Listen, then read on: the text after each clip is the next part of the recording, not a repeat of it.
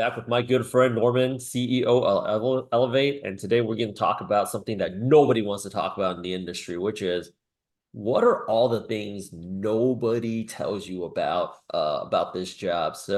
Um, Norman, what do you think is like? We'll make a little bit of a list here. Like, Yeah. what do you think is the first thing that nobody tells you about tech sales coming into the business? So, and I'll spin this a little bit as like what I wish I would have known as well is when you step into tech sales and you're an SDR or a BDR, the first time I got that job offer, great salaries, 50, $60,000 and great total compensation you can make 70, 75. But all the time, when you're in these interviews, they kind of wave that to you. That's 670, 75,000 you can make. I wish I would have known. That's just the baseline, right? That is actually the minimum expectations. And if you are at a company that really sets you up for success, you can put yourself over that number. You can push yourself to be making 100,000, 120, 130, etc. in your first year and year and a half.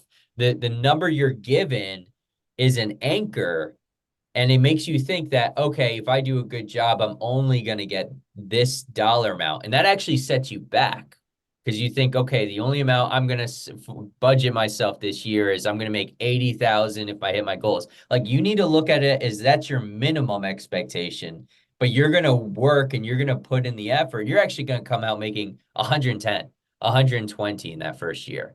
And I wish I had that mindset going in because that's not what's sold to you. 100%, man. Because like a lot of people reach for the bare minimum, Yeah. and unfortunately, companies they want longevity on their team members, so they don't want to burn people out. But the Yep. truth of the matter is, like, you're never gonna buy back time. So I would rather make in the next 12 months, I think like if you had two choices, the way that I think most people would look at it from just a business standpoint, Right. would you want to make the same amount of money in 18 months or would you rather or 24 months or would you rather be making that same amount of money in 12 months? Like if Yep. the next 12 months is going to go by, I would rather just go ahead and make more money. So a lot of And people, yeah, to yeah. that point, like it's also if your role coming into tech isn't necessarily just the income, but it's you want to see tech sales as the foot in the door that gets you other places. That's also something I wish I would have known that no one talks about is tech sales can be your floor. It can be your start. You're an SDR or a BDR, but because you have so much information on the customer and the relationships you've made with customers to be as a strong SDR, you should have made some strong relationships. You can go ahead and pursue any other role at your company. Usually, you want to pursue customer success, marketing. If you want to become a manager and you want to grow in your role, like when we get into these roles, especially if you're new, you start to think that that's it. You're clocking in every day and this is your role, but you can really set yourself up to do whatever you want at that company. Promotions, becoming a manager, etc. I have a great example of this. When I left Google, I joined this startup and I hired someone. Well, I helped hire someone, and it was me and him, and we were the only two sales reps. But he had a different vision. I was just looking in at doing good at my job and going home every day. He wanted to grow with the company, and so he would start taking on additional responsibilities. He'd make sure what he was doing as his prime responsibility, bringing in new deals as a sales rep, he'd make sure that was working well, but he'd also spend nights and doing some extra time that would set him up to be the manager of the team. And the CEO could rely on him. And I always looked at that and had this mindset like, you're doing too much. You don't need to do that. And it's not that you need to, it's that this is a huge opportunity and you can make it whatever you want it to be if you have the initiative and take the reins. And so I could have moved 3 to 5 years faster in my career if I had just known that that was the way to do it. Just go on and take more responsibility, and I can be whatever role I wanted to be in a tech company. It's very true. Coming in from like a former recruiter perspective, if you are the person that's bringing in the most dollars, you have the most insight on the customer and your insight on the market trends and Yeah. how the product should be differentiated with all of the other competitors, your insight is actually very valuable. So when they bring you in and you've like everybody else does this in production and you do this in Right. production, they're very curious, like what are your insight is actually more valued than an MBA grad because you're actually on the front lines, actually getting that feedback from the customer, constantly Bring it studying in. the competition, Yeah. And right? I think, we in sales and if it's in your first role in tech sales, it's very easy to just have a narrow focus that your impact at the company is this one job. I think what Rich is explaining here is that you can take all of that experience and that success and turn it into whatever you want. So we're talking about like, I wish I would have known that the easiest way to go ahead and move around in a tech company is simply by just asking for it and doing some of the work. And any door would have opened. But something else I didn't realize is it took me a while to figure this one out. As I was growing in my sales career, I was actually building relationships that would help me get where I wanted to go faster. And so that sounds pretty vague, but to dial that in, it's like I would be closing deals with these huge companies. And if I continue to show them my commitment to them and my commitment to my work, those same companies, those same individuals I was selling to and building a relationship with, they would have trust in me as a person and in my brand. So when I went to create my own company, it would be so easy for me to pick them up as advisors or investors or potential customers because I've already done so much work to earn their trust in this relationship. And nobody talks about that, is that you're actually building your own business and your own brand while you're employed. Like no one in the world is going to pay you to be able to do that. If you want a new job and you want a new sales job or a job that's higher pay and somewhere else in tech, the first place you can go is all of the customers that you were successfully having relationships with. If you want to start a company and you want advice from senior people that may be new, that may know about that product you're trying to build out or the space, working with customers you've already proven you can deliver a solution to and have earned their trust, right? So you might get a sales role that gives you 100,000 or 200,000, but if you do a great job and you really focused on building the relationships throughout that time you're there, you're actually setting yourself up to make 300 or 400,000 through your network and through the opportunities you can create in your network. And nobody talks about that. And it's something you only learn after you've spent 5 years creating these relationships, but you were only thinking about the sale. You were thinking about the job instead of building a relationship. And now 5 years have gone past and you're like, wow, I could have built something with that person, but I didn't think about it because I didn't know at the time.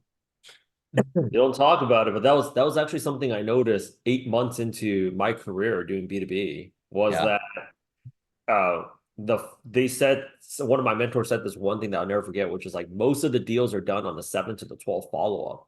So I had this automated, a manual system where I automated the follow-up on my Outlook calendar, where I literally would just copy and paste all the calls that I had and just go like from the end of like from today all the way until like my first day on the job, right? And I remembered like 8 months or 9 months into my career, I would have these emails come back, even from the people that told me to F off. Yeah. Like, I can't believe you're still following up. Have you ever thought people would be asking me, what have you thought about doing outside of your company? Right. I started getting interview offers. I Right. started getting like actual job offers because they're Yep. like, yo, like follow up is actually one of the most underrated skills in sales, but that's actually where most of the deals are done because Exactly. 2 weeks ago they didn't need you or they didn't care about you or they didn't have bandwidth to like even listen to like two words coming out of your mouth. But Yep. today they dealt with some kind of catastrophe where they're like, okay, now I understand why if we had this, like that wouldn't have happened, right? So you're actually actively building relationships with numerous of possible future employers rather than just one. And I there's not too many Exactly. jobs that would give you that opportunity. Exactly. It really goes back to that network is your net worth. And you don't really understand it when you're doing it, when you're actually doing the role in tech sales and you're an SDR, an account executive. You think you're just closing deals and hitting targets for your company. But if you look at it the right way, and sometimes it's a mentor that lets you know, sometimes you've just been doing it for so long, you're like, I wish I would have learned this sooner, because you're actually building these relationships that become your future employers. They become your future customers, your future investors, anything you want them to be. And if I were to say, these are the things that are not talked about, this is one of the huge ones. There you go. So I guess the moral of the story is that if you're just looking at it as a job and you're going through the motions, clocking in, clocking out, doing the bare minimum, I mean, what you get in, I mean, you get out exactly what you put in, which is going to be Right. the minimum coming back, and it's just going to be a job. But if you're looking at it, I think if people looked at, if I do a really good job, my total comp isn't 100, 150. But if they looked at it as like 300 or 400K, Yep. at the end of the year, I think they'd be that much more motivated. But the truth is, if you crush your job at the 100, total comp 100, 150K level, you do get noticed. That sets you up for that job that's going to be 200, 250, 300K Exactly. internally, or people outside are going to say, wow, this person is, we wish we had somebody like that on the team. And that's Yep. kind of, instead of like a 3 round interview where they got to decide, like, should we give this person a shot, or like maybe Right. they can figure it out? Like they've already seen you in action for the past year, year and a half. Now it's just like, a very casual conversation over a beer or dinner. A great example of this, one, and again, after I left Google and I joined a startup, we were doing really well with retailers, and we had this major global retailer that was our client. And a member of my team worked really hard on that account to deliver and deploy our solution at that account and make sure they were happy and successful. And they wanted to grow that account. They wanted to grow. The retailer wanted to continue using our service and expand it across all 40,000 employees. And they didn't know how to do it. Well, it just so turns out that that employee, my coworker, was actually leaving the company at the time. He became a consultant like that. He didn't need to put a job application in. They hired him immediately to help work through their efforts and how they scale their program. So it's just, you're not, if you look at this role and you look at tech sales and it's this very small job that all you do is clock in and clock out, just like Rich is saying, you're really missing the opportunity that's in front of you. There you go. Well, Norman, thank you so much for your time. For those of you guys that are watching, if you have thought about making a transition into tech and you don't know how to break into it, or you don't even know if tech sales is the right role for you, the first thing that you need to do, instead of trying to figure out what it is that you don't know, is schedule that consultation, talk to one of our team members. Let's figure out whether or not this is the right role for you. If there's a better role for your personality or your own personal ambitions, we will be more than happy to direct you to better resources. But chances are you're gonna need help Yeah, getting help in making this transition. Time's flying by. Schedule the call. Let's talk. Help is here. Norman, until next time, look forward to speaking with you again very, very soon. look forward to speaking to you too.